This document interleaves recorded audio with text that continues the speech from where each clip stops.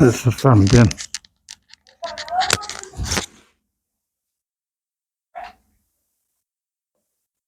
Ya tenemos el tema de hoy. Está basado en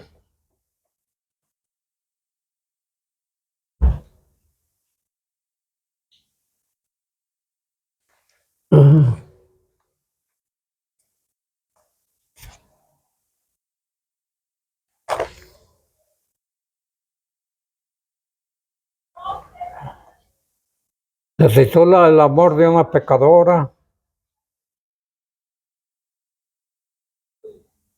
y está basado en Lucas 7. San Lucas 7.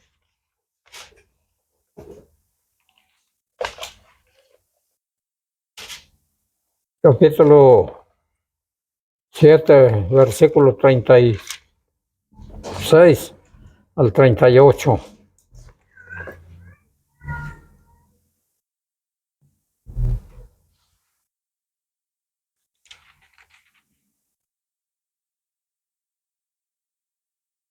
Dice así: para la honra y la gloria de Dios. Y le rogó a uno de los fariseos que comiese con él. Y entrando en casa del fariseo, sentóse a la mesa. Ya que una mujer que había sido pecadora en la ciudad, como entendió que estaba a la mesa en casa de aquel fariseo, trajo un alabastro de ungüento, y estando detrás a sus pies, comenzó llorando y a regar con lágrimas sus pies, y los limpiaba con los cabellos de su cabeza, y besaba sus pies, y los ungía con el ungüento. Y como vio esto el fariseo, que le había convidado, habló entre sí, diciendo: si si fuera profeta, conocería quién y cuál es la mujer que le toca, que es pecadora. Entonces respondió Jesús y le dijo: Simón, una cosa tengo que decirte. Y él dice: di, maestro. Un acreedor tenía dos deudores. El uno le debía 500 denarios y el otro 50. Y no teniendo ellos con qué pagar, perdonó a ambos.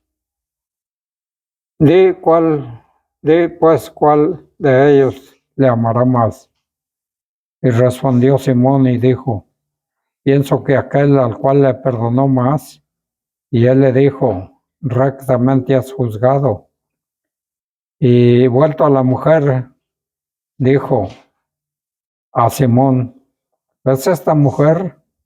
Entré en tu casa y no me diste agua para mis pies, mas esta ha regado mis pies con lágrimas y los ha limpiado con los cabellos.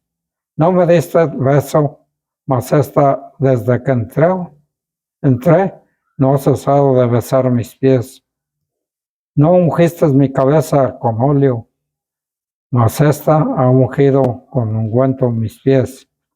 Por lo cual te digo que sus muchos pecados son perdonados, porque amó mucho. Mas al que se perdona poco, poco ama. Y a ella dijo: los pecados te son perdonados. Amén. Pueden tomar asiento.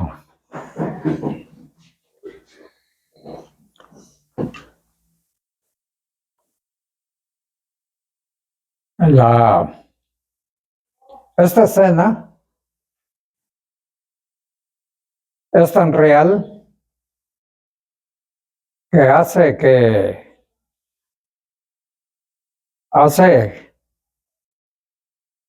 le hace a uno pensar que Lucas, el que escribió esto, fue el doctor Lucas.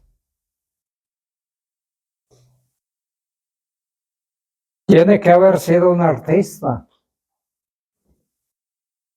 La escena tiene lugar en el patio de una casa.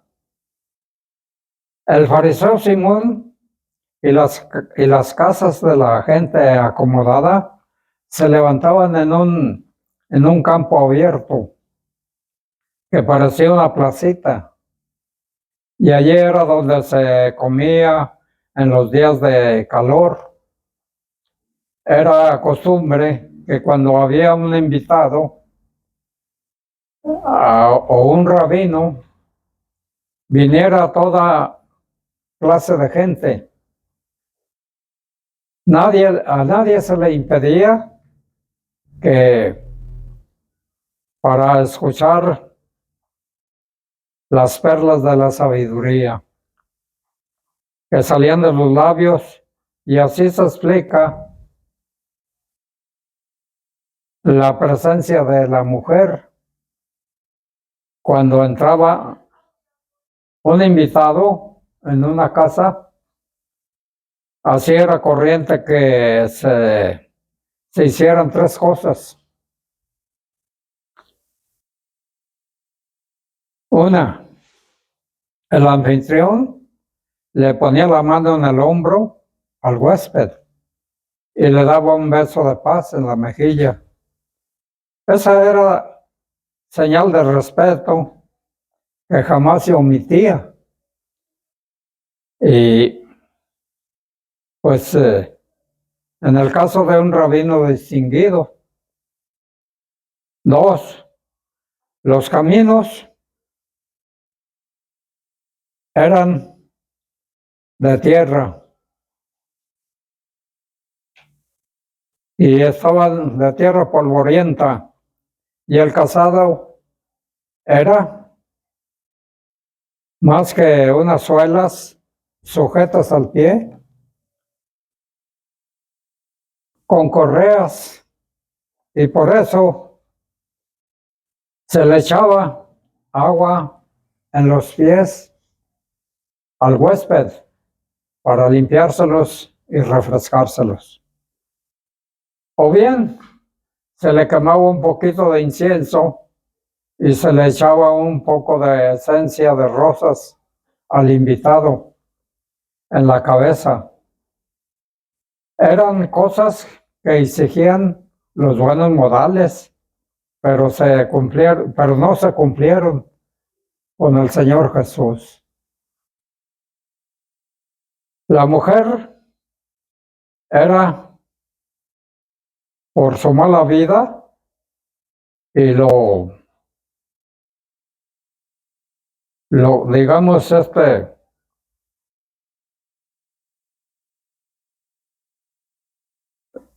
las llevaba alrededor del cuello, como todas las mujeres judías, un frasquito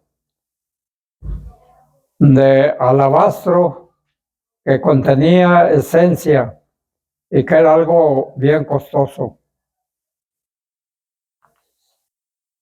Se lo quería derramar a Jesús en los pies, porque era todo lo que podía ofrecerle. Pero cuando le vio no pudo contener las lágrimas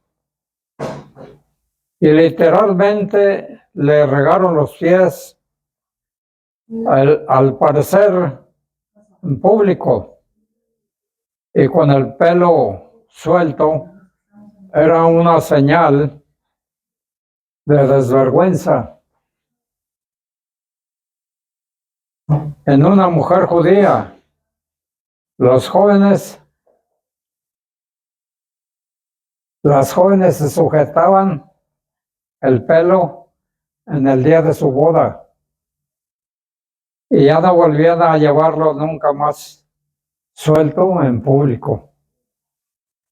El hecho de esta mujer se había olvidado de todo el mundo, menos del Señor Jesús. Esta historia revela el contraste entre dos actitudes de mente y corazón. Una, Simón no reconocía necesitado de nada, y por tanto, pues no sentía amor. Se consideraba un buen hombre, no te duermas. Se consideraba un buen hombre, respetable en los ojos de los demás y de Dios. La mujer reconocía su suprema necesidad y consecuentemente estaba inundada de amor hacia al único que nos cierra la salvación de Dios. Es el sentimiento de nuestra propia y suficiente. Y lo extraño es que cuanto más bueno sea una persona, no siente su pecado. Pero cuando el apóstol Pablo habló de los pecadores, añade de los cuales dijo: yo soy el primero. Primera de Timoteo 1:15. Es verdad que lo peor del pecado es no tener conciencia de pecado, pero sentimiento de la necesidad abre la puerta del perdón de Dios, porque Dios es amor y la mayor parte, la mayor gloria del amor es que se sienta esa necesidad. ¿Cómo se perdona el pecado? Pues se puede decir sin lugar a dudas, por la libre y gracia de Dios. Pero en Juan 3:16 dice: porque de tal manera amó Dios al mundo que ha dado a su Hijo unigénito, para que todo aquel que en él cree no se pierda, sino que tenga vida eterna. Fue Dios quien envió a su Hijo, por lo que amaba hasta tal punto a la humanidad entera. No habría evangelio ni salvación si no fuera por el amor de Dios. Todos los grandes han tenido un versículo preferido, pero este se ha llamado el versículo de todo el mundo. Pero todo corazón humilde, aquí está la quinta esencia del evangelio. Y por eso tenemos que arrepentirnos en el nombre de Jesucristo. Romanos 8:5-7. Porque los que son de la carne piensan en las cosas de la carne, pero los que son del Espíritu, en las cosas del Espíritu. Porque el ocuparse de la carne es muerte, pero el ocuparse del Espíritu es vida y paz. Por cuanto los designios son enemigos contra Dios, porque no se sujeta a la ley de Dios, ni tampoco puede. Los que son conforme a la carne, es decir, los inconversos, ponen su mente en las cosas de la carne y obedecen a los impulsos de la carne. Viven para glorificar los deseos de su naturaleza corrompida, gratifican al cuerpo al que al cabo de pocos años volverá al polvo. Pero los que son conforme al Espíritu, es decir, los verdaderos creyentes, se levantarán por encima de la carne y de la sangre. No viven para las cosas eternas.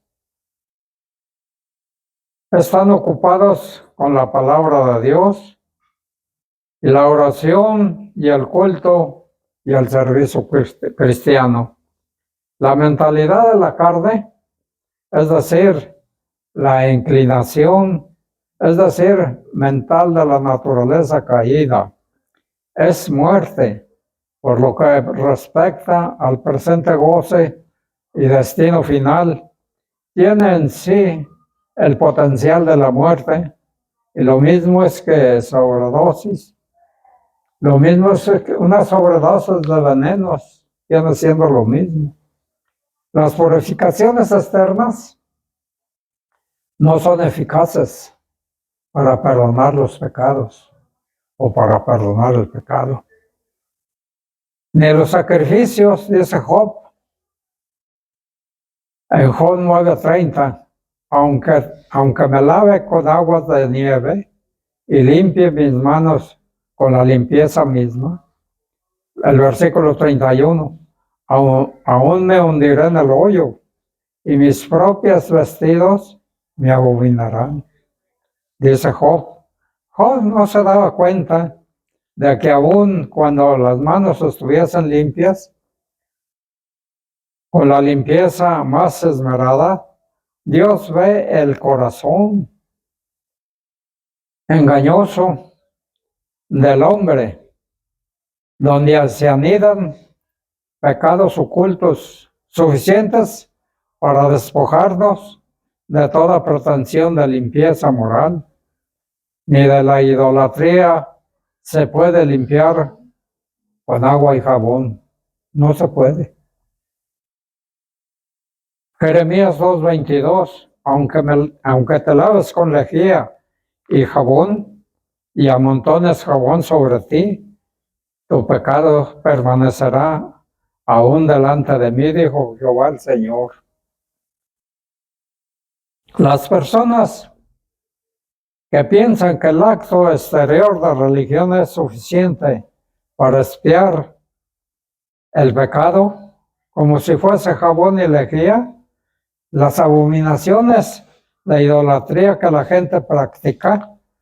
Por otra parte, el pueblo judío quizás se excusaba con el que al respecto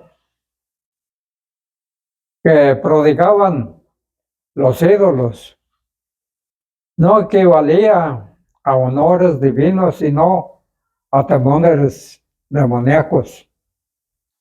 Ezequiel 8:12, y me dijo, hijo del hombre, ¿has visto las cosas que los ancianos de la casa de Israel hacen en tinieblas? Cada uno en sus cámaras pintadas, porque dicen a ellas, no nos ve Jehová, Jehová ha dejado la tierra. Como si Dios, digamos, nos hubiera abandonado, que no estuviera con nosotros, y no es así. Él nos ama y Él nos quiere. Pensaban que nunca podría probarse contra ellos, pero Dios les dice que a Él no se le ha pasado desapercibido todos sus movimientos que estaban haciendo. Mira tu proceder, oh valle de Dinón, como si dijese, mira los horribles sacrificios humanos que has ofrecido en el valle de Dinón. En el valle de Dinón habían puesto un ídolo que se llamaba Moloch, y allí sacrificaban los niños, lo calentaban al rojo vivo y tenían las manos así, con cabeza de toro y cuerpo humano, y tenía las manos y allí colocaban al niño al rojo vivo porque era hueco y lo calentaban por dentro, de manera que el niño se achicharraba allí, se moría.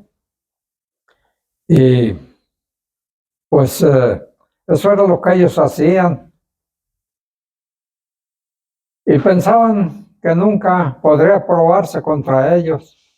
Como está diciendo que el valle de Hinnom era ese valle donde echaban todas las cosas inmundas. Manchas de sangre como lo hacen los asesinos para que aparezca en sus ropas. La sangre de sus víctimas no podrán quitárselas. Solo la sangre de Jesucristo es eficaz para lavar el pecado. Todo perdón está basado en la sangre derramada de Jesucristo en la cruz del Calvario. Esta sangre proveyó a Dios con una base justa sobre la que puede perdonar los pecados todo aquel que se allegue a Él. Primero de Juan 1:7. Mas si andamos en la luz, como Él está en luz, tenemos comunión entre nosotros, y la sangre de Jesucristo, su Hijo, nos limpia de todo pecado.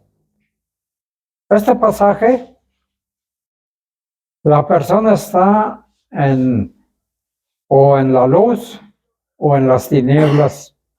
Si está en la luz, es miembro de la familia de Dios. Si está en las tinieblas, no tiene nada en común con Dios. Porque en Dios no hay tinieblas. Y los que andan en la luz, esto es los cristianos, tienen comunión unos con otros y la sangre de Cristo los limpia continuamente de todo pecado. Todo perdón está basado en la sangre que fue derramada en la cruz.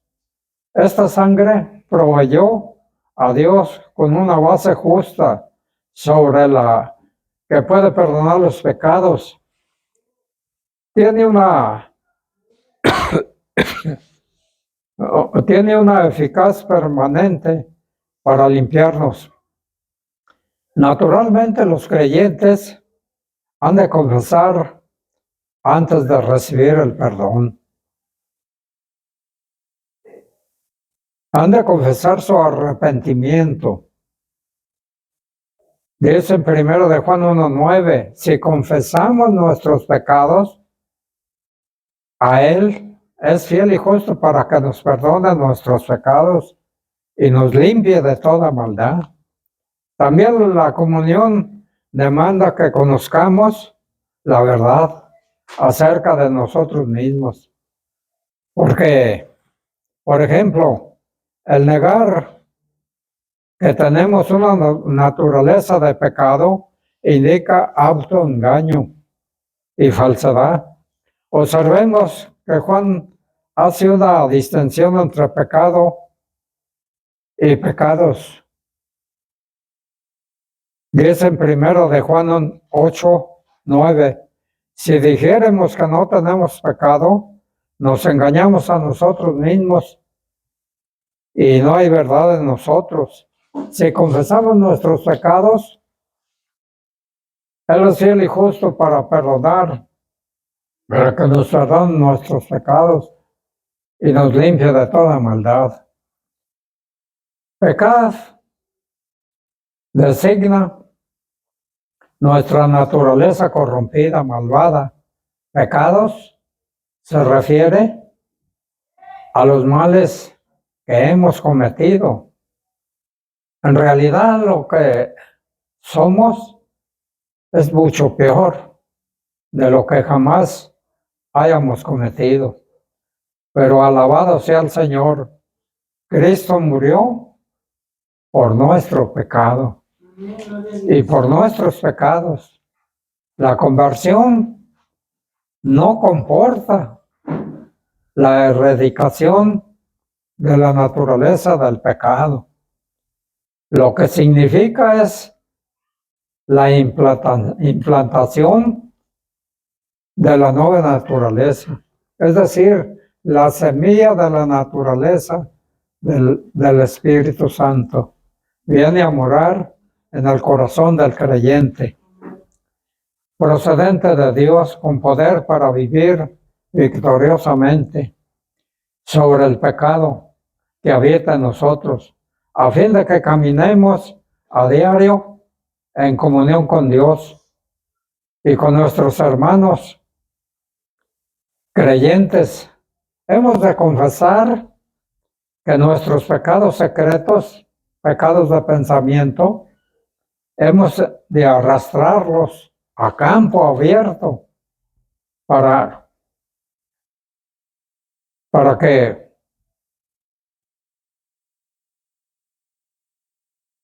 para que caminemos a diario en la comunión con Dios y con nuestros hermanos. Creyentes, hemos de confesar nuestros pecados de pensamiento y hemos de arrastrarlos abierto delante de Dios si la verdadera confesión involucra el abandono de los pecados. Proverbios 28:13.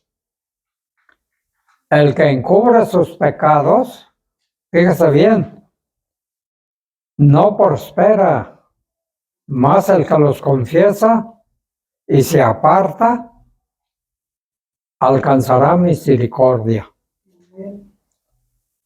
Hay dos tipos de perdón, el judicial y el paterno. Cuando confiamos en Cristo como el Señor Salvador, recibimos perdón de la pena, del pecado. Este es el perdón judicial. Cuando como creyentes confesamos nuestros pecados, recibimos el perdón paterno. Primero de Juan 1:9. Ya lo había dado. Mantiene la comunión con Dios y no hay bendición para que encubre sus pecados. Este es quien rehúsa